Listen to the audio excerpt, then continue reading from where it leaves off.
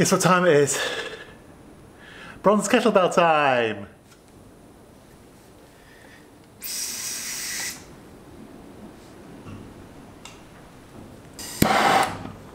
Woo.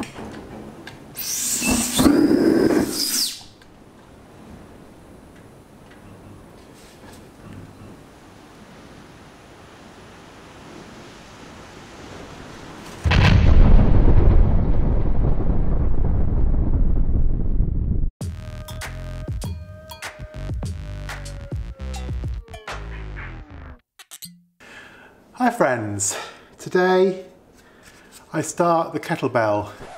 I'm sitting here trying to edit the kettlebell video and I've just seen how much footage I've got to get through. This is a problem. I have 1,400 gigabytes of video to edit, that's 1.4 terabytes. Admittedly, I shoot in 4K at 10-bit, which is pretty damn file heavy, but that's still ridiculous for one video. I'm going to have to break it up into little episodes, mainly for my sanity, but it'll also mean that I can put a bit more detail into each episode.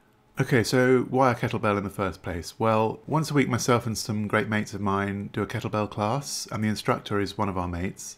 And then afterwards we do a stretching type yoga session to sort ourselves out afterwards, because it's pretty hard, led by another one of our mates.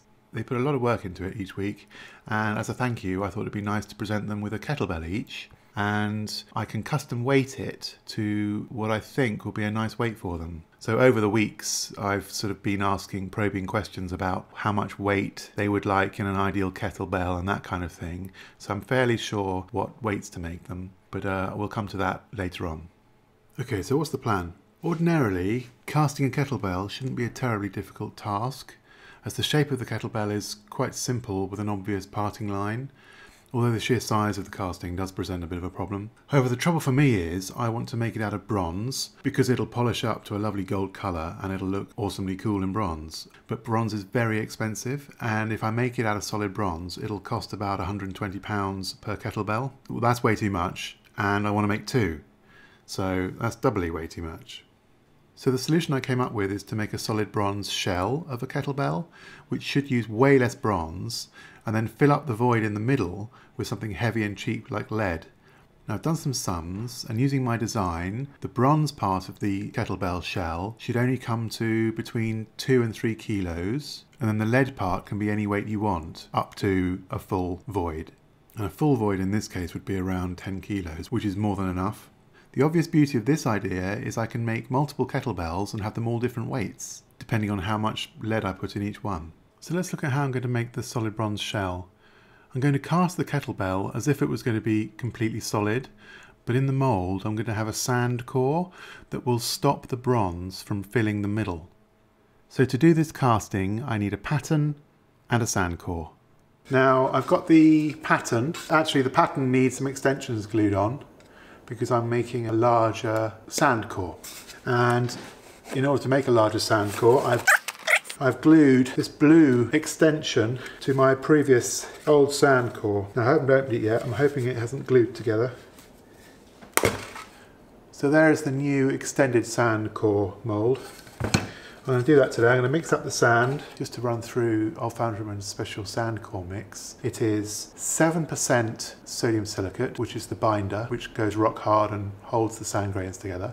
0.5% of glucose powder. Now that will enable me to break the sand core after it's been cast without having to use a hammer and chisel. It just softens the core so you can kind of just break it easily. And the rest of it is sand.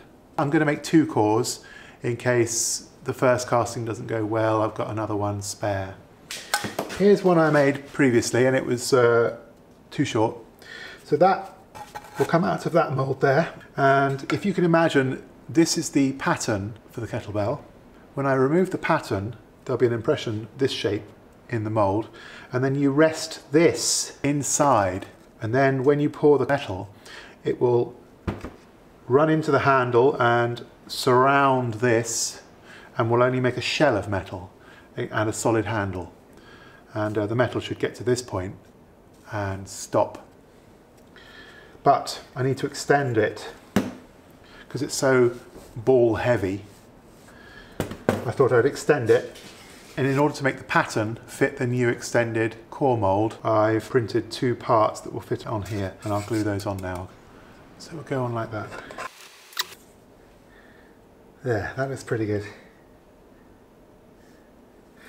Right, time to make the sandcore.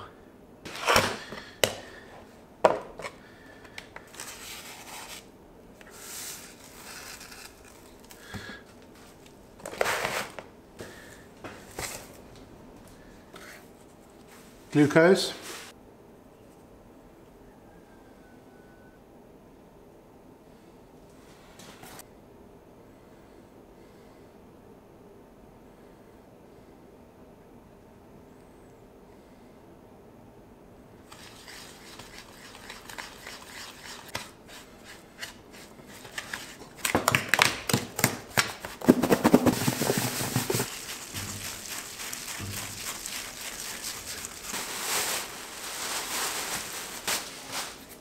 Now it's sieved and well mixed.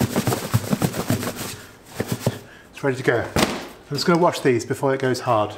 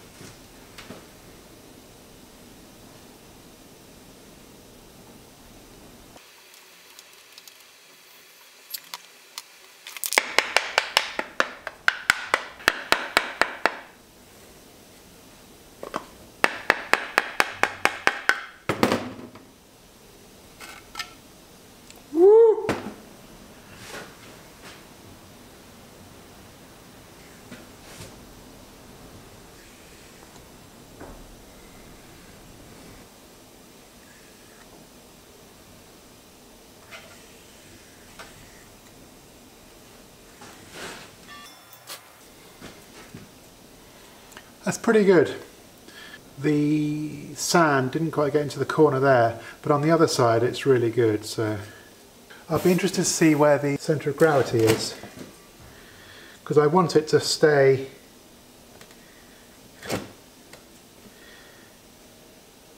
it's close, it's not quite there.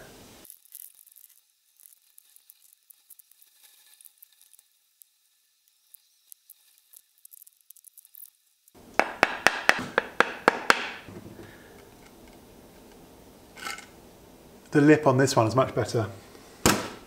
So on the same side, we've lost definition on that shelf. And the shelf is only there to help me position where the core should be. But on these sides here, it's perfect. So I will put that side in first, and doesn't matter what it's like on the top. Oh, brilliant.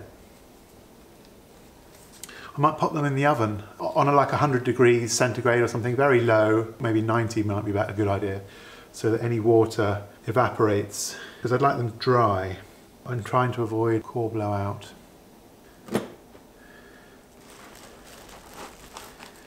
Wow, 2 giant cores, done.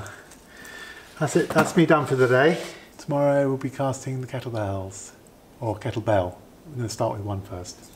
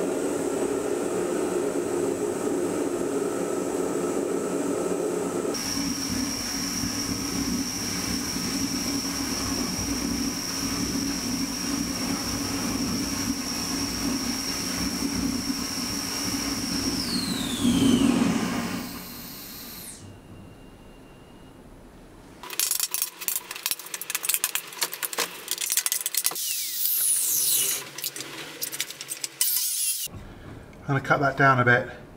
It's just too much sand. I don't think I've got enough sand to fill the flask if they're both this thick. I'm going to keep one this thick. So they're 15 across. And this is only 6. So that's massive overkill. I think I'm going to go with 10. That's 4 to play with. I think that's plenty. Woo! Okay, cool. Love my table saw, such a useful bit of kit. Okay, so I've got, these are my offcuts, and I'll use those to make the kind of key mechanism. So I've cut 4 pieces down to 10 centimeters in height, and I cut the other 4 into 13.5. I thought that was a good compromise between very tall and using all my sand. Obviously, the bigger they are, the heavier the flask will be, and I'm going to the gym and all, but I'm not super beefcake yet. Time to make the flask.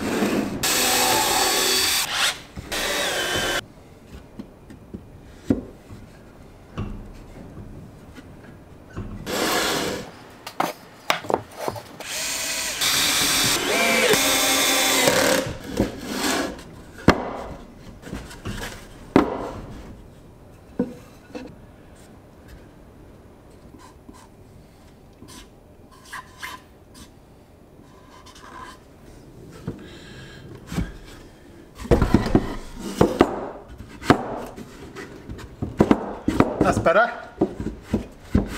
Finally, we're ready to get casting. This is a test run. I'm not really sure how this is going to go. There's a lot of potential problems with this one. We'll see.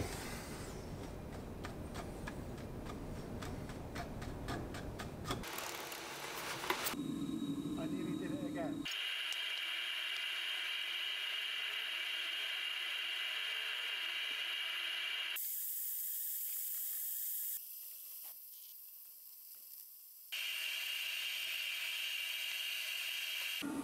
Blimey, that is heavy.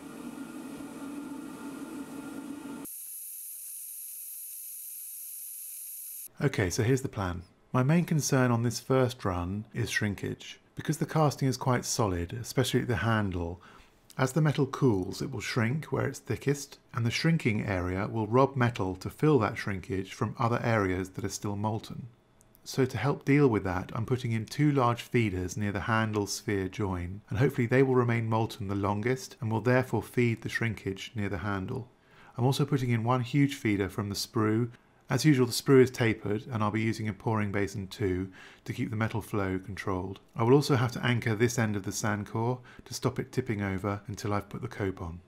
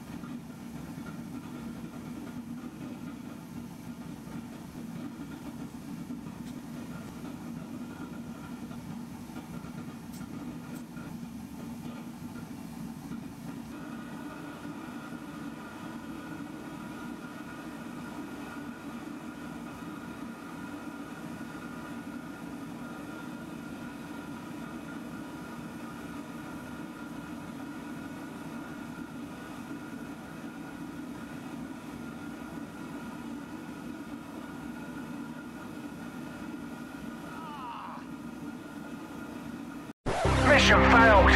We'll get them next time. Damn it! I've made a mistake. You might be able to see on the drag at the back that the sand is two colours. What's happened is I've forgotten to adequately powder between the drag and cope, so the sand between the two has fused and broken. This still looked okay to carry on with, but I decided just to do it again. I'll save you watching it all again and jump straight to this point in the next attempt.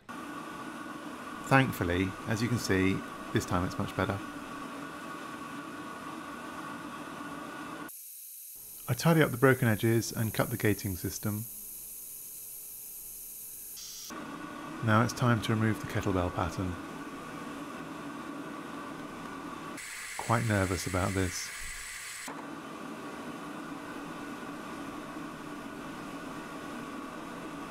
Looks pretty good. I finish off the gates and tidy up the edges a little. Now is the moment of truth. I have to carefully and accurately put in the sand core.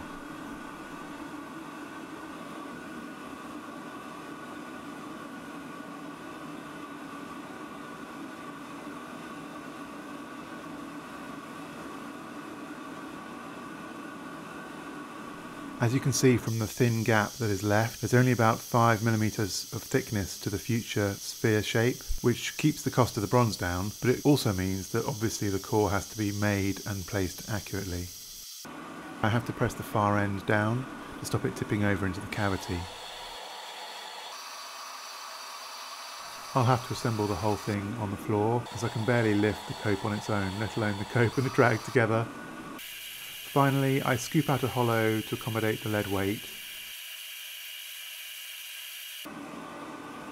Then assemble both parts of the mould, ready for pouring. Hooray!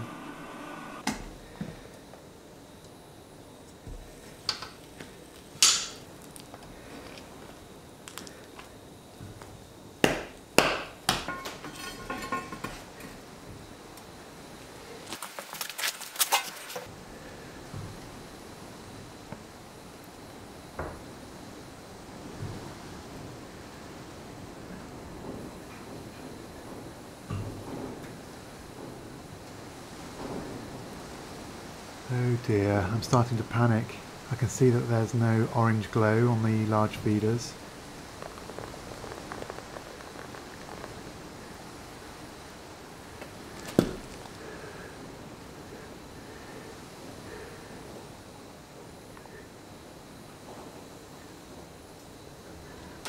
Oh dear. Whoopsie.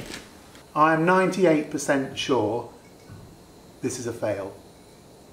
The fact that none came out of here at all, this one is completely empty, and this one's only got some in because I poured it in. I don't know what happened. Maybe I poured it too slowly. Maybe my runners and gate were a little small. Anyway, it's all guesswork until we have a look. So I'm going to let it cool down.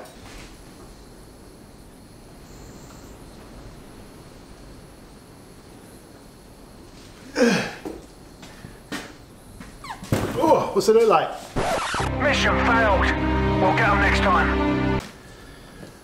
I can't lift them both together. God, that's heavy.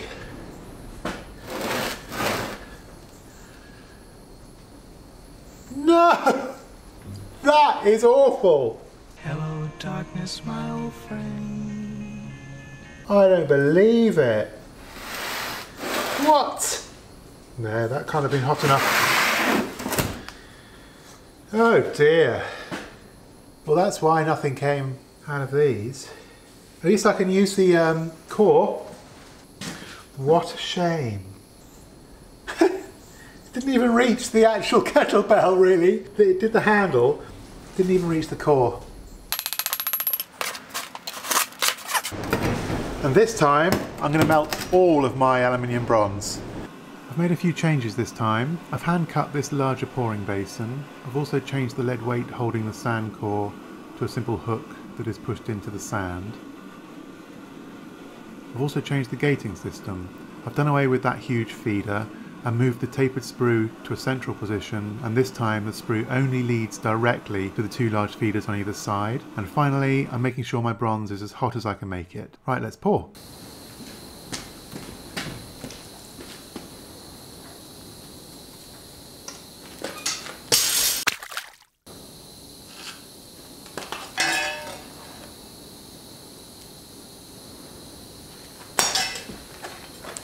Seems hot.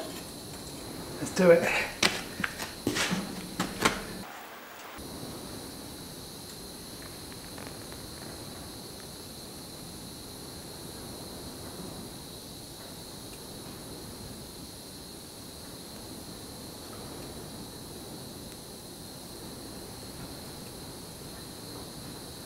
Oh God, come on, am I running out? Am I running out? My God. I'm out. I'm out. Woohoo! Oh my God, I've got none left. Oh my God. Oh my God. That was hot. Oh my God, I was struggling there. Oh my God. I only barely had enough. Wow.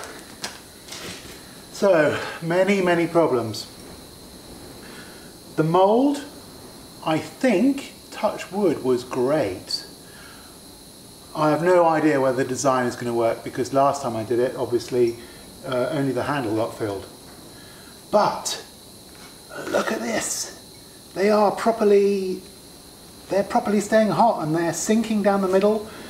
God, aluminium bronze really shrinks, doesn't it? Oh my God, if this works, it'll be a blooming miracle. So I really need to sort out my furnace. I can get it to 1,000 easily. It takes 40 minutes, but 35, 40 minutes. Then getting up to 1,100 takes another half an hour. 1,200 takes another half an hour. I keep having to drain the cylinder because of all the damp air. It's winter, and once the air is compressed, I think the water comes out of it and sits in the cylinder. So I keep having to drain the cylinder.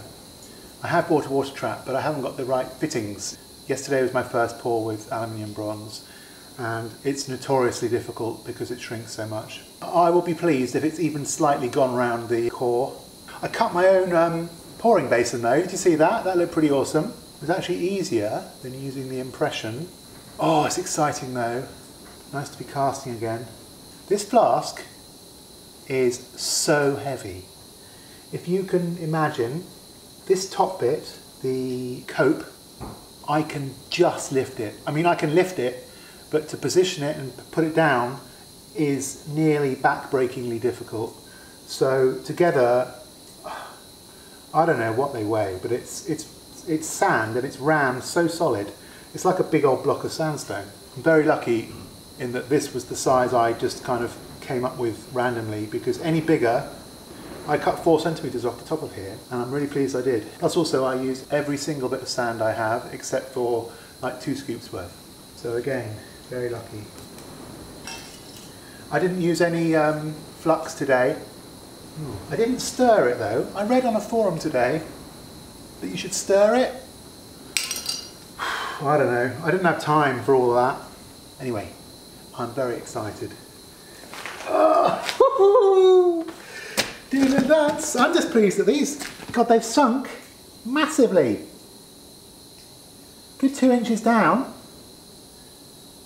Tell you what, there's no heat from the core area though. I'm not sure that's a good sign. Right, I'm going to give myself a hernia lifting that big mofo up. You're going to see it before I do, because I can only lift up the top half and plonk it here. It's going to be very hot still, it's only been 20 minutes. So I might have to dunk it, assuming it's even worth dunking. Okay.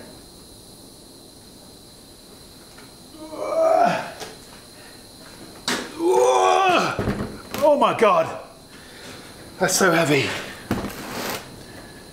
Oh. Oh, it's close. Oh, nearly. Very chuffed with that. Wow. Okay, so technically it's a fail. But my God, it's pretty close. So you can see here the different, apparently this is the problem with aluminium bronze, and also it's very thin here, but because it's got aluminium in it, it gets a very thin oxide layer on its surface. There's nothing you can do to stop that. And where two bits kind of meet, two tides, where they go round something and then they meet. Oh God, it's close. Wow. Maybe if I can get my furnace a tiny bit hotter. I don't believe it. Oh, it's very pretty though. How hot is it? I bet it's hot. 150 there. 350. There's the split. There. It's like it's got two wave fronts. And on this side too. Here. Ooh! Oh! That's close! Wow! Wow! I'm going to get rid of this big old thing. Bucket of H2O. There. Right. I know it's hot, but I don't think it's crazy hot. Pretty hot. Here goes.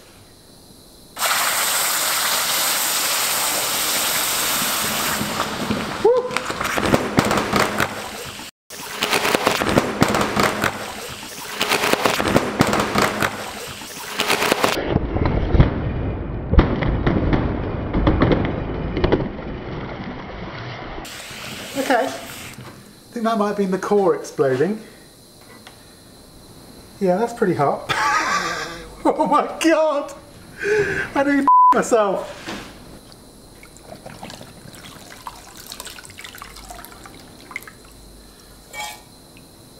Wow, it's super hollow.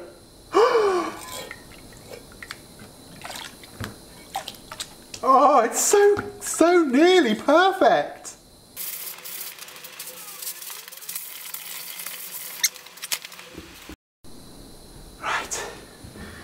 Oh, I love this thing. Not sure how to stop that. I'm going to have to defer to someone with greater knowledge. It's this way up. It's in here, it goes through this gate and then fills this bottom half. That is a given. Okay. My gates missed each other there. Maybe that was a problem. Maybe that's what it was. The first half, maybe the bottom half filled with this gate, and then once that froze, only this slightly skew whiff one was left at the top. Same on this one maybe? I don't know. Oh, you know what? I could totally still use that as a kettlebell, but it would just be a shame. There's a fault line that goes all the way up. It stops there, but that's the kind of... Oh, it's lovely and thin. It's beautiful. The core worked really well.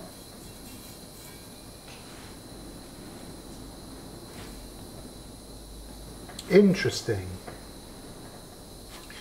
Okay, I'll take some photos.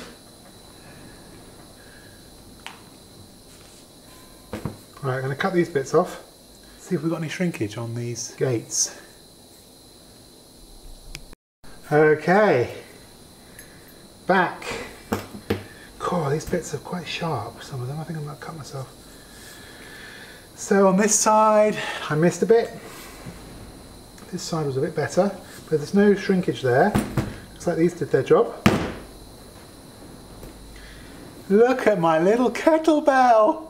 It's amazing!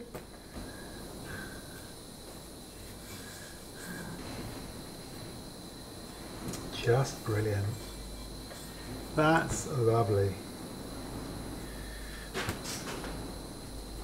Now I just need to sort this out.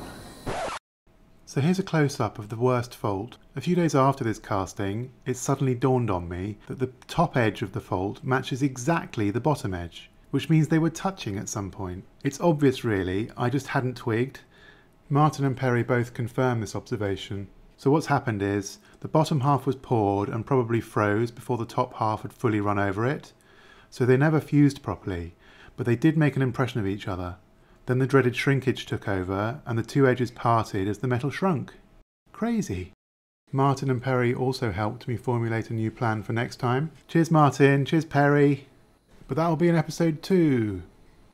Thanks loads for watching. Please give a thumbs up if you liked this and subscribe to see more.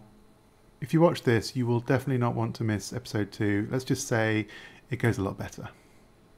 Or does it? Yeah, it does.